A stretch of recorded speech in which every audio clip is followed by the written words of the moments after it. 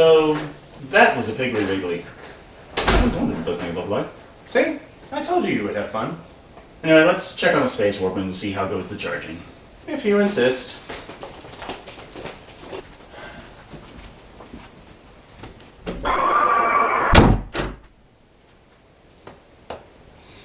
Well? We, might want to give it a few more minutes. Let's check out the next kaiju film. Okay.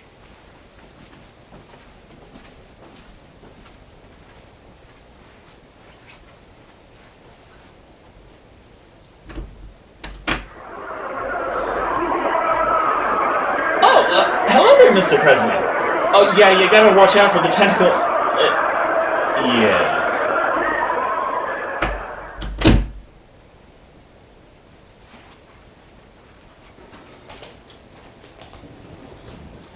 What kept you? Oh, just a little sweat for the oldies. Hello, World Wide Web. I'm Dr. Shado, the internet personality with the best hair. Oh, right.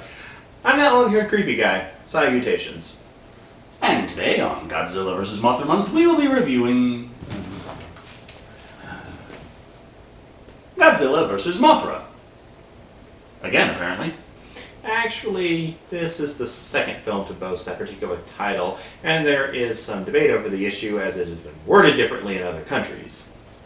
The full title of today's kaiju film happens to be Godzilla vs. Mothra, The Battle for Earth, or Godzilla and Mothra, or oh, the hell with it. Point is, the film came out much later than the last, during the Heisei era of kaiju. 1992. Good year. There was Super Nintendo. Still is. I know. Mine's right over there. You know, the system that you deemed was too unworthy to be touched by your hands. 2 words, Decker. Chrono, trigger. You are a blaspheming heretic and you shall be chastised for your sacrilege. After the success of Godzilla vs. King Ghidorah, Toho decided to cash in by bringing back another one of their more popular kaiju creations. As Mothra still had a strong standing with the female population of Japan, this meant their latest kaiju project was sure to be a cash-in hit. It's a fucking moth! For your information, that moth is leading the tally in Godzilla vs. Mothra Month. Oh, and how, may I ask, do you figure that? Mothra survived her first film. Godzilla doesn't. Mothra beat Godzilla without her final form in the second film. Godzilla succumbed to a dual silly string attack.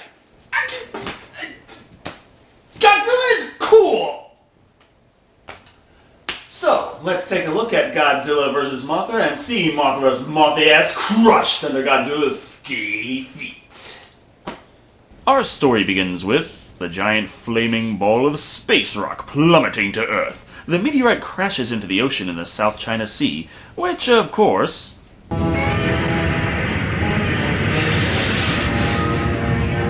Is it possible for anything to fall to Earth from outer space and not awaken a kaiju? It would need to fall somewhere other than the South China Sea for that to happen. I don't know, personally, I just keep imagining Godzilla sitting there saying, "Goddamn space rocks, get off my lawn!" Elsewhere, in a place that resembles Indonesia, we find our protagonist Takuya Fujita, played by Tetsuya Bisho, in the process of committing archaeological theft. After retrieving a Ganesha statue, Takuya demonstrates what he has learned from the Lara Croft School of Tomb Raiding. You mean he's gonna get beaten and bloodied and left to die? No, that's the female empowering one. This is the sexist one where she kicks all kinds of ass. Oh, okay. It's pretty obvious that Takuya is not Indiana Jones. Nevertheless, he does manage to make it all the way up the disappearing steps. After deciding that it's time to quit hanging around, he finally pulls himself up, only to learn that the copyright police have found him. Google is getting worse every day. I think Disney is more to blame for this than Google. No one blames Viacom? It turns out Takuya is wanted for grand theft, big surprise there, but he finds himself with an opportunity for early release through his ex-wife, Masako Tezuka, played by Satomi Kobayashi. And at this point, the film starts to sound an awful lot like Rambo. And lucky for them, they're a joint venture with the government. So then, if I do this, am I a free man? Sorry, Rambo, but the game doesn't start until you say yes. As refusing the call is a part of the hero's journey, Takuya refuses the call. His tone changes sharply when he hears that he'll be spending 15 years or so behind bars. Oh, wait, come back here! Masako! Come back! Wait! Someone wants to get out of there before they have to take the lower bunk. He kind of reminds me of you at this point. That space warp ready yet? Joining them in their second honeymoon is Kenji Ando, played by Takehiro Murata, who works for a company called Marutomo. The trio set sail for Infant Island and... Oh, what the hell. I can't let an opportunity like this pass me by. I'm on a boat! I'm on a boat! Everybody look at me, cause I'm sailing on a boat! And you complain because of the Lordy song? Shall we land? What? Does the boat turn into a helicopter?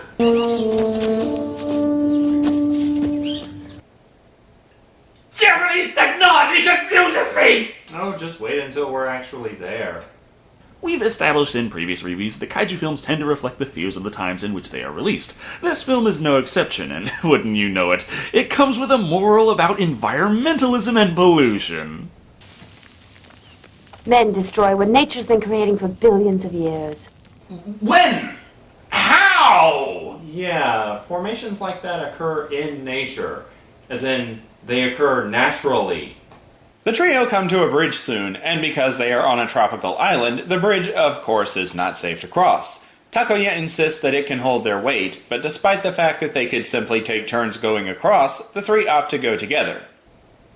And in 3, 2, 1...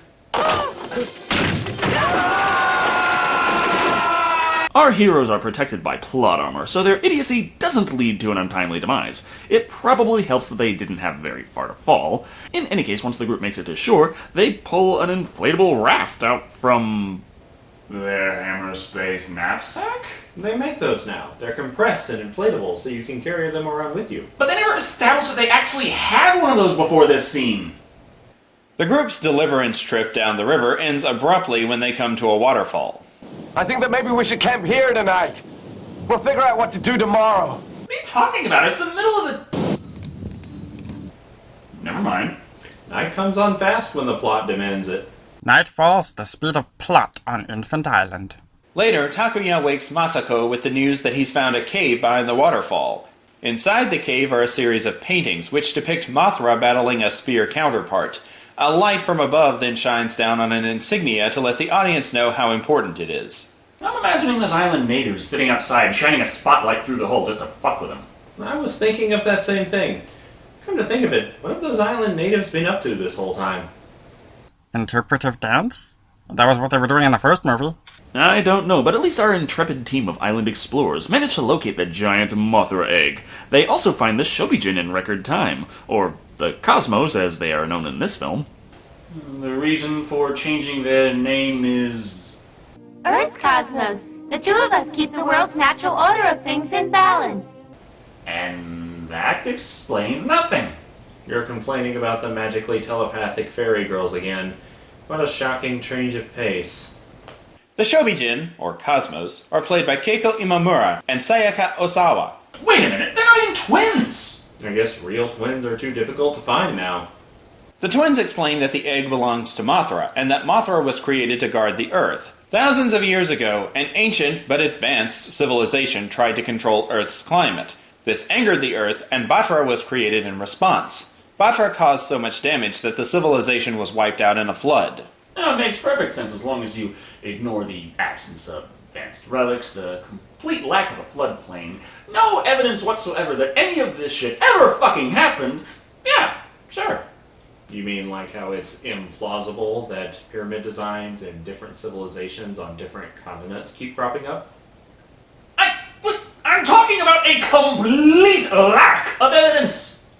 The trio somehow convinced the Cosmos to let them take Mothra's egg back to Tokyo despite this being an incredibly stupid idea. Meanwhile, the Maritomo Company is initiating a deforestation project around Mount Fuji so they can build a golf course that nobody will go to. It's not really important, but it establishes that the Maritomo Company are evil bastards. Never mind that they're building a public attraction near an active volcano.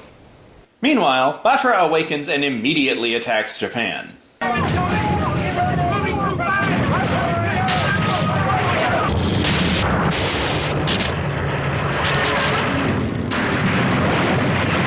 Tears through streets, destroys a pagoda, and knocks down a tower, all in record time. Told you. Kaiju monsters have a checklist. While this is going on, they're trying to bring the egg back to Japan, and wouldn't you know it,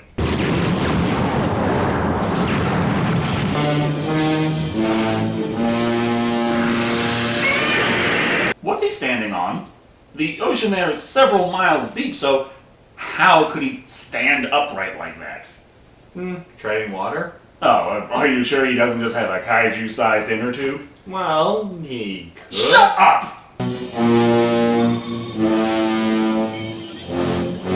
A Godzilla detector? It's like a smoke detector, except that it won't tell you a 300-foot tall lizard is going to step on you every time you try and cook breakfast. Oh, well, that's good. Takuya and Kenji come to blows on the freighter pulling the Mothra egg. Takuya wants to lose the egg so the boat can sail faster, but Kenji has orders from his boss to bring the egg back no matter what. This becomes irrelevant once the egg starts to hatch. Wait a minute. Wait just a damn minute.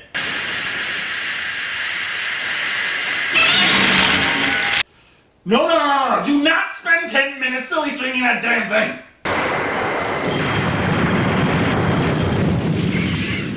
Oh, thank Godzilla. Now, roast that silly string worm into radioactive pulp. Not gonna happen. What's that?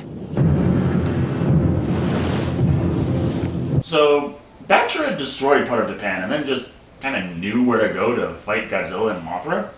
Maybe he hacked into the Godzilla detector. He doesn't even have arms!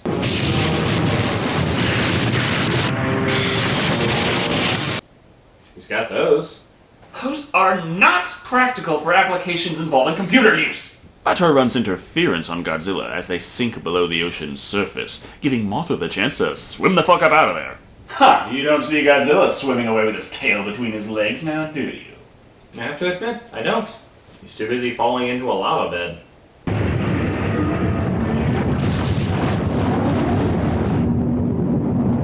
No more signs of life, sir.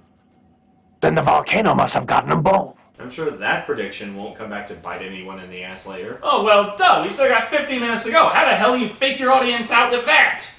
The ship makes it back to Japan, and while Takuya and Masako reminisce, Kenji swipes the cosmos and delivers them to his boss. The head of Masatomo wants to rehash the plot of the first Mothra film by putting the cosmos on display. Takuya and the others attempt to get the cosmos back, but said attempt ends in failure. What do you do when you're held hostage by a company bent on exploiting you for all you're worth? What can you do? Break into song, of course.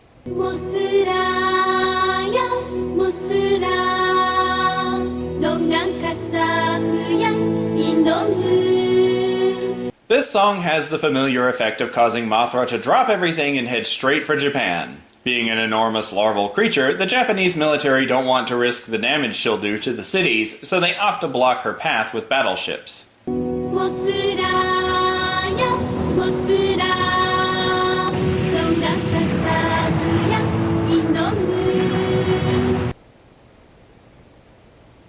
This is the good monster, right?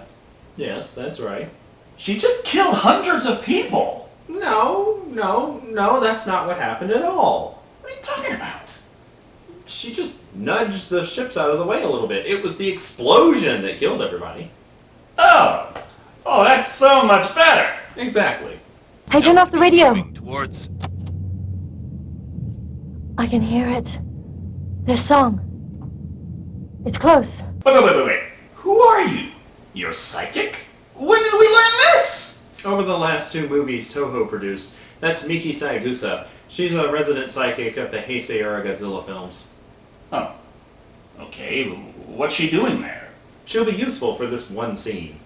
As the good monster of helpful kindness obliterates street after street in an endless stream of destruction, Miki leads Masako and Shiori Yonezawa, who plays his daughter, Midori, over to Takuya's hotel, where he has the cosmos.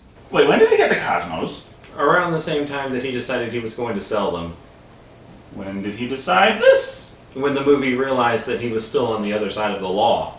His daughter pleads that he let the cosmos go free, which is enough to get the two fairies, who have been betrayed time and time again for their stay in Japan, to help them out anyway by convincing Mothra to stop smashing buildings. This results in Mothra finding the one structure she hasn't crushed yet and having a silly string party.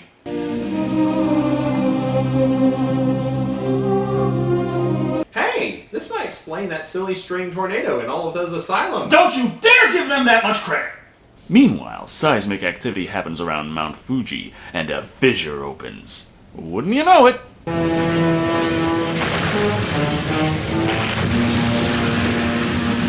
Ah, but this time the military has brought super laser-mounted tanks and giant space ray ships. What?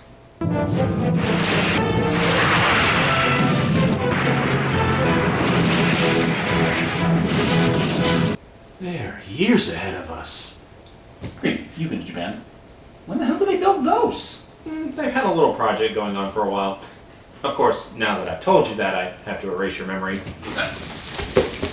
What was I talking about? Oh yeah, even with the tank lasers and space jets, the military has fuck all effect on Godzilla. The best they manage to do is annoy him as he marches along towards the final confrontation between himself, Batra, and Mothra. Speaking of which, Mothra is about to hatch from her cocoon, and you know what that means. Goddess or girl, wherever you are, do you believe it? We are not doing that again, Creepy. Spoil sport. Anyway, Batra hasn't transformed yet. Are we gonna spend another 15 minutes watching them cocoon so they can transform?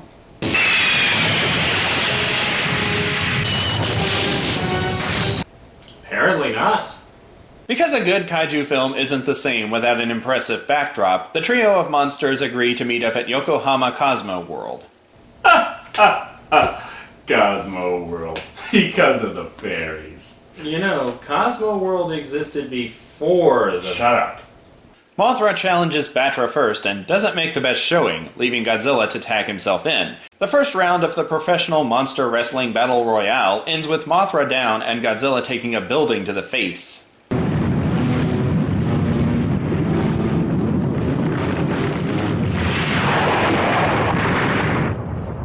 So, who's gonna give the 3 count?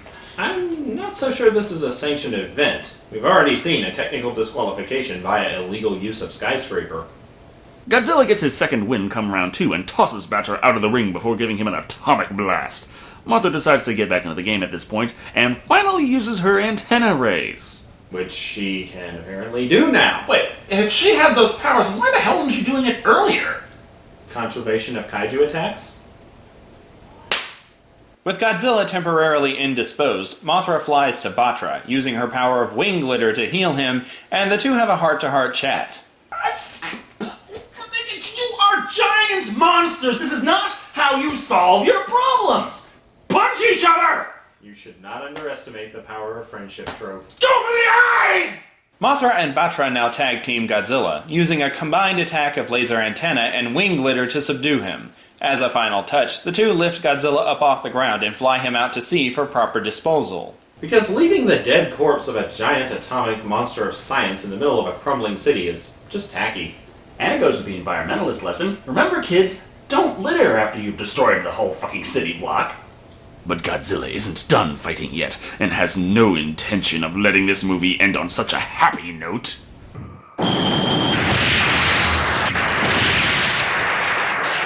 Yes, at least I get to watch one of them die. Mothra still lives, which keeps her ahead of Godzilla in terms of our tally. Silence! We will watch Godzilla crush that bug.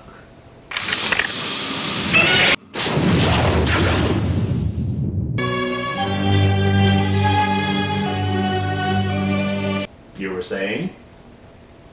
I'll get you next time, Mothra.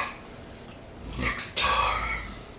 The film ends with the Cosmos explaining that Batra was originally going to stop an even larger meteorite headed for Earth in the year 1999, but now Mothra has the pleasure of taking over that little task.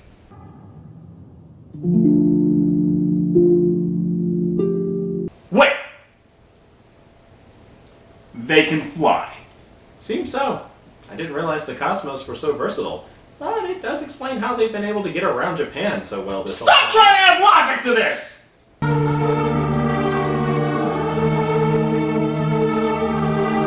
Care to explain how her wings somehow work in a vacuum? Mothra is a goddess. She's just that freaking awesome.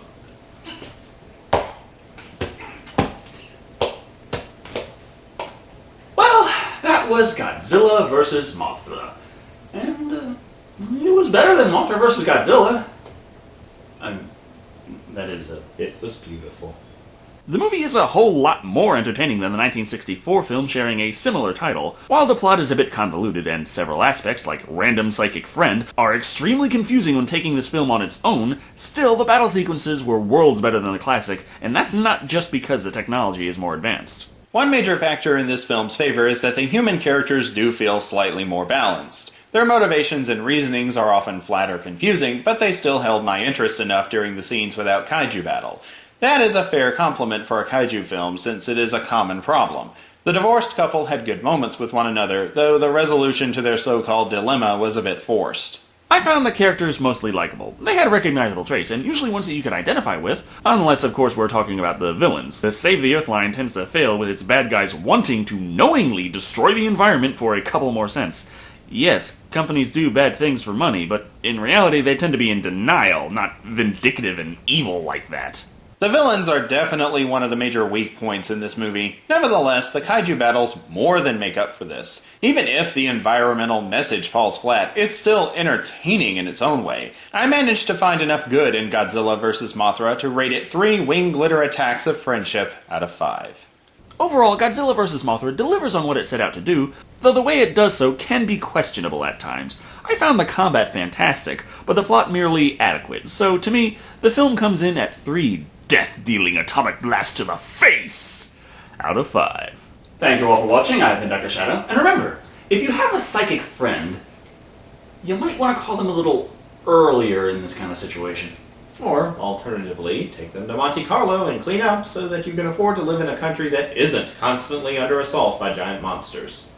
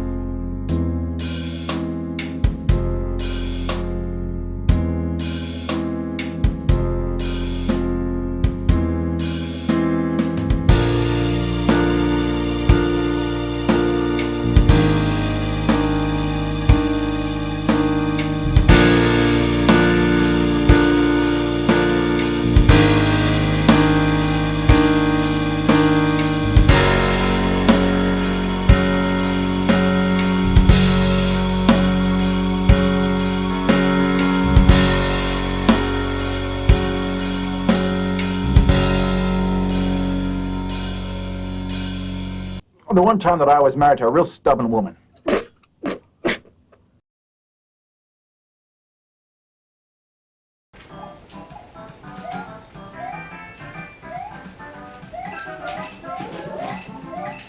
I thought you told me that... Leave me alone.